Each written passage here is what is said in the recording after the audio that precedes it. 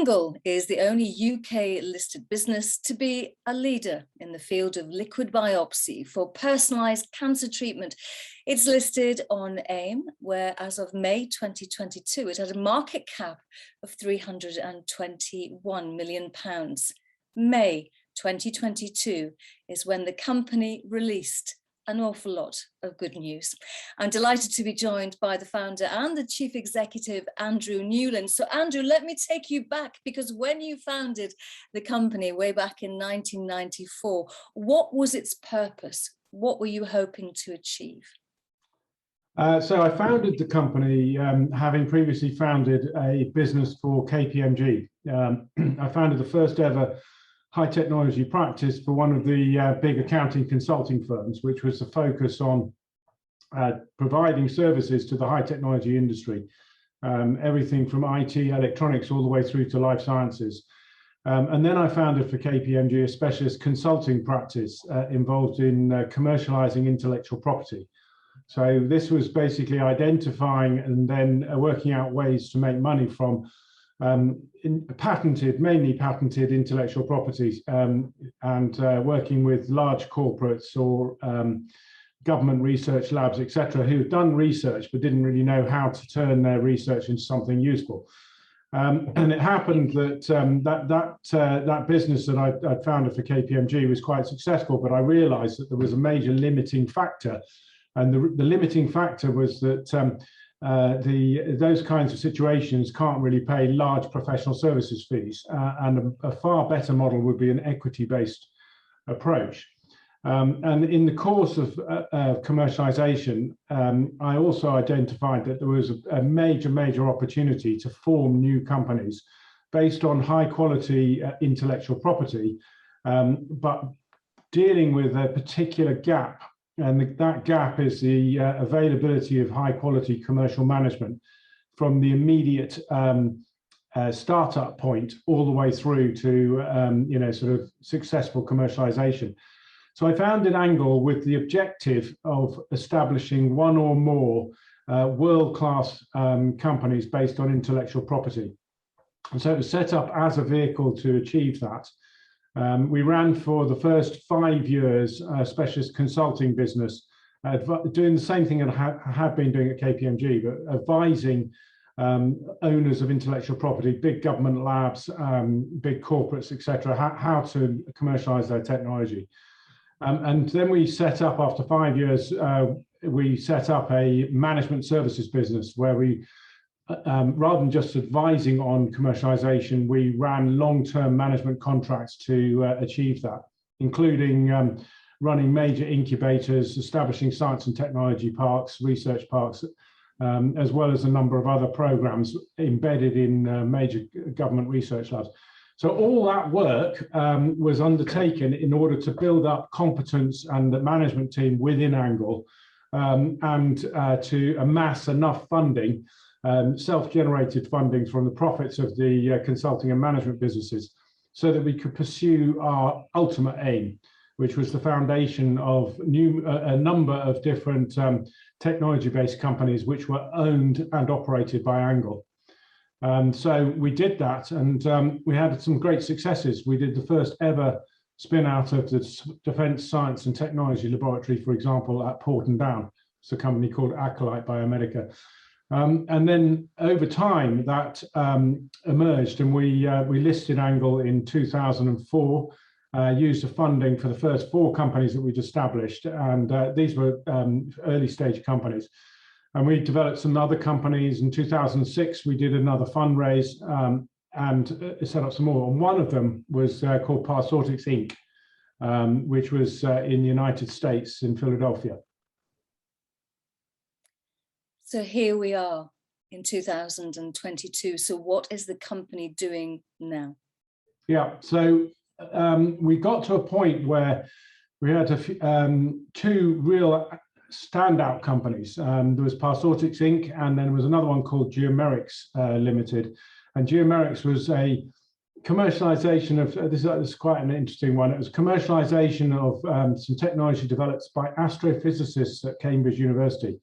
And we acquired that intellectual property and we reconfigured it for the use in computer games to improve the lighting and the visual display and the speed of reaction of computer games.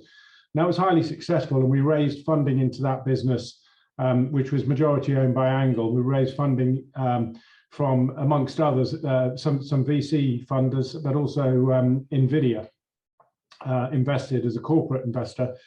And anyway, we got these two businesses, and we assessed Geomerics and Parsortix, and we decided, having looked at the Parsortix with the development of the cancer application to get hold of cancer cells from blood, that this was the one company indeed that I'd been looking for my entire career. The other one, Geomerics, was also an extremely good company, but the thing about Parsortix is it has the potential to change many people's lives for the better in terms of cancer patients. And commercially, it was a standout opportunity because the amount of capital needed and the time needed to develop the Parsortix business is analogous to a software company. And yet the returns are like multiple blockbuster pharmaceutical drugs. So it was a very unusual risk return position, as well as being an opportunity to make a difference in the world in treating cancer. So we decided to focus entirely on Parsortix. So about 10 plus years ago, we sold Geomerics, and actually, interestingly, we sold it to ARM. And I think that's how NVIDIA first got interested in ARM semiconductors, because they were a shareholder, and we sold Geomerics into ARM semiconductors. We took all the money from that sale and we plowed it back into the development of Parsortix. And our consulting and management businesses that I told you about, which have been profitable every single year since we'd founded the business, and had plowed back a lot of cash, which we poured into the development of Parsortix and the other companies. We sold those, or actually passed some of them on to their management, etc. So probably for nearly 10 years now, we've been exclusively focused on Parsortix. And so it's a kind of a Japanese approach. As you said, I've been doing this for quite a long time, but we had a very, very clear vision from day one that we built an infrastructure would enable us to develop and own a really outstanding intellectual property-backed business. And that's what we've done with Parsortix. Okay, so you're not a medical man though, Andrew. I mean, I'm wondering if you knew what you were doing, or have you surrounded yourself with the most amazing people within the industry? Well, I've definitely done the latter, but I think most entrepreneurs tend to believe that that challenges are there to be solved, and I certainly do. I do actually have an engineering science background from Cambridge, and that was my first sort of technical background. I'm also qualified financially. I'm a chartered accountant as well. But my interest has always been the overlap and the interaction between technology, intellectual property, and business, commercial and finance, etc. And I would like to think that I've been, for the last probably more than 30 years, bilingual in both languages. As it happens, we're solving an enormously challenging and important medical question, but we are actually using a relatively simple engineering microfluidic solution to that problem. So the core of our offering is more engineering, I would say, than actual medical side. But over the last 10 to 15 years, I've had the very good fortune to meet and talk to the world's leading researchers in liquid biopsy. And so in this very tight space, I probably know more than most people on the planet about liquid biopsy and about exactly what is going on, because I've always spent a tremendous amount of effort to understand exactly what the science is and the mechanics of what we're doing and why we're doing it. I don't think it's sufficient to focus on the commercial side. I've never just believed in that. I think that the finance and the commercial side follows when you fully understand what the problem is that you're trying to solve and how the solution can achieve that. So you're telling me that you know the market. So what is the immediate addressable market for Parsortix? I suppose the trick in your question is the word immediate. So as we know from the fact that it's taken us 6.5 years to get the FDA clearance announced last week, this is a very long-term endeavor. And so immediate is not a word that necessarily aligns with our objectives, but the literal answer to your question is the immediate return is in pharma services. So cancer drug trials can utilize the Parsortix system, and we can offer longitudinal monitoring to patients in trials, which cannot be done any other way. So instead of simply monitoring overall survival and progression-free survival for patients on drugs, it's now possible using Parsortix to assess the cancer situation in the patient's bloodstream, and then monitor that over time at multiple time points so you can see the progression. So that's a business that we launched last year. It's going extremely well. We've got 5 customers, and I must say we've already started to get new inbound customer inquiries since we had the FDA clearance. So I think in the rather than immediate, if you say in the near term, the next couple of years, I think our large scale revenues will come from pharma services. But if you go a bit further out, medium term, longer term, this technology genuinely has the potential to benefit cancer patients, both in terms of early diagnosis of high-risk patients and in crucially, in fact, in treatment decisions for treating patients for every cancer type worldwide. So there's a huge opportunity. To achieve that, we're going to build out from the pharma services business. We're going to be building out laboratory developed tests, which Angle offers from its own labs via specific clinical groups, such as the Solaris one that we announced this week for prostate cancer. And we're going to build it out by partnerships with large-scale medtech companies, such as the discussions we're having with Abbott in relation to HER2 in breast cancer. And we're going to progressively spread out into multiple other cancer types and partner with as many large companies as we possibly can to get this technology out. I believe it will be probably decades more before we get to the full realization of the potential. And this technology is patent protected up to 2034, but we're lodging new patents all the time when we come up with new discoveries. And of course, it's protected now with the FDA clearance, etc. So the ultimate growth of this is almost unbounded because it completely changes the way that you can look at cancer. Everything can be personalized. The patient can have repeat biopsies, just as simple as having, well, it is just a blood draw and then get cancer cells out. So that means that numerous different ways and approaches to treating cancer can be developed very easily, relatively low cost. And it's been estimated by third parties that the US market that we're focused on is $100 billion per annum that Angle could address. So, you know, it'll be well past my sell-by date. We'll still be developing this business. Okay, because I was going to ask you what the ultimate outcome is, because as with many companies in the sector, you are loss-making, but you do generate revenues. So is the intention to make a profit or sell the company? Because the way that you're talking, there's lots of blue sky thinking and as though Angle's going to go on in perpetuity. We already make sales, and our sales are profitable, they're cash generative, they have a gross margin of 75%. The reason that we will be loss-making is if we continue substantial investment in the growth of the business and developing new products and clinical studies to bring those to market. And that is a balance that we can play. So if we chose to, we could constrain the speed of development, and we could focus in on the revenues that are now beginning to build quite strongly in the pharma services business, which is a highly profitable business. So it's really a matter of balance and choice as to how far and how fast that we want to go. Your question, however, was about exit.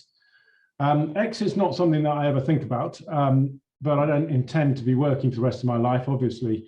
What I think is more important is to focus on the objective, which is to benefit patients as widely as possible. It's a very high margin business. So as we get the technology, and so for example, even now in early stage research use, we're posting greater than 75% gross margins on sales. The clinical sales and the pharma sales are probably 3 or 4 times higher in terms of sales value at the same cost level, so the margins are much better. There's absolutely no question that if we get anywhere near to achieving even part of our objectives in getting this system used, that there'll be large amounts of cash generation going on. So that part's not an issue. The bigger question is, how does a small British company manage to change the world in cancer? And that will require us to grow, and we will need access to greater levels of resource than we currently have, much greater levels of resource. And the obvious ways that can come is via revenue generation through our pharma services contracts, and they will inevitably drag us, by the way, obviously willingly, towards becoming companion diagnostics. And at that point, so that's the Parsortix system not just being used to enhance the clinical trial, but being used to determine which patients might respond to drugs and which might not. That's what I mean by companion diagnostic. There's a critical need for that because patients generally, only about 1 in 5 respond to a particular drug. And who are the 1 in 5 is the question. That's what a companion diagnostic can do.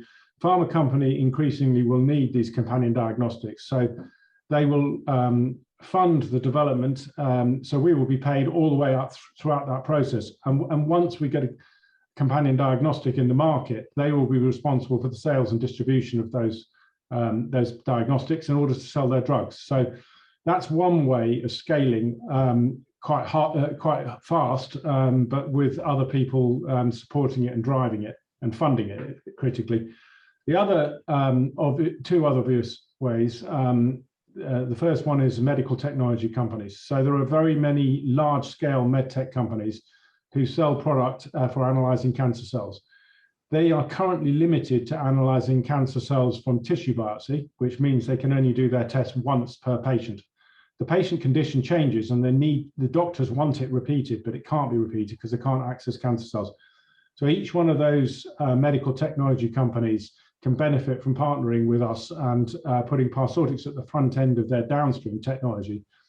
These large companies have got sales and distribution channel and a lot of resources. So we're anticipating that they will fund the development of these new applications, and their distribution channel will be the best way to go to market for that. The third one is that there are many large clinical laboratories who offer tests for treating patients, and they don't have access to technologies to access circulating tumor cells, which give the best sample, the complete picture of the cancer. So those organizations can also partner with us and take product to market. So what we're seeking to do is to harness the whole industry. We're trying to give the industry a new methodology, a new approach, and let them all run with it. So those are all ways that things can be developed by third parties to achieve our ultimate aim. An alternative, of course, is for ANGLE itself, or maybe not in parallel, for ANGLE itself to grow, and that would require us to generate additional investment and have additional resources on our own balance sheet, and in your words, to be even more loss-making. In other words, we'd be doing the development heavy lifting ourselves. But our preferred aim is to do heavy lifting to get to where we are now, which is a huge achievement with the world's first FDA clearance. And by the way, no other companies even started that process. It took us 6.5 years. And I can assure you it was beyond challenging. It was technically unbelievably challenging and also commercially as well. So we're in a strong position, and there's multiple different routes to a successful outcome. We don't have to decide now exactly which way we're going to go in terms of those different alternatives. But you're talking about funding. So at this stage of the company's development, what type of investor are you looking for? It is quite important that any investors that join us understand what we're trying to achieve. We're not trying to make a bit of money really quickly and then sell up. We're not interested in that, and we're not really interested in investors who want to think like that. In fact, I made a point of thanking investors generally, and I've thanked a number of them specifically for their support over 6.5 years during our process to get FDA clearance, because it's not been an easy road for our investors. The stock market can be a bit short-term in nature, and we are a long-term business. So we welcome investors, and we really want investors who understand that our aim is to make a difference and improve cancer outcomes, and recognize that this is a sustained effort over a significant period of time for us to be successful. So we want investors who believe in that and want to be part of it, and we will welcome those investors, and we provide as much communication and support as we can back to the investors. What we don't want, as I said, is day traders and hedge funds and stuff trying to make a bit of a turn. That's just not what we're about at all. So you created the business way back in 1994. It's been a slog. It's been an awful lot of fun. But you, Andrew, what's in it for you? Well, I don't think everyone can say this, but I am a very, very lucky person because I have happened onto a situation where I can make a difference. To an extent, you know, when we work, we spend a lot of our energy and time. In my case, almost all my energy and time. I've got a lovely family as well. That's where the other part of my energy goes. But I spend all my energy and time doing something, and I want it to be useful. I'm not doing this to make any money. I've got a nice house. I've got a lovely wife, some great children. You know, I don't really need a lot more money. I want to make loads of money, but only because it's a byproduct of the success of the business. What I do want to do is to improve the outcome of cancer patients around the world. And we truly can do that. We now offer an ability for their cancer to be assessed from a blood sample. That's not been there before. You know, there are many billion-dollar companies in the United States that focus on liquid biopsy. But they focus on fragments of dead cells, and that's a retrospective analyte, and it can provide some DNA information. We get living cancer cells from the bloodstream that are spreading the disease. 90% of patients who die of cancer die from the metastatic spread of their disease. These cancer cells are absolutely the best possible sample for analysis. So now we have already got to the point where clinical labs around the world can start to use an FDA-cleared platform to develop uses. And I would, if there's anybody listening to this who's thinking about this, I would strongly urge you to focus your research and translational efforts on utilizing an FDA-cleared platform with intact living cancer cells. And please develop methodologies to improve outcomes for breast cancer patients with this system. Andrew, I've been interviewing you since 2014. You never fail to impress. And in this interview, I feel as though I've learned more about you than I have done in the previous 8 years. I look forward to the next 8 years. Thank you very, very, very much for your time, and really good luck and well done on the FDA clearance, which caused a lot of pain, but it'll be worth it. Andrew Newland, Chief Executive and founder of ANGLE, thank you very much indeed. Thank you so much, Sarah.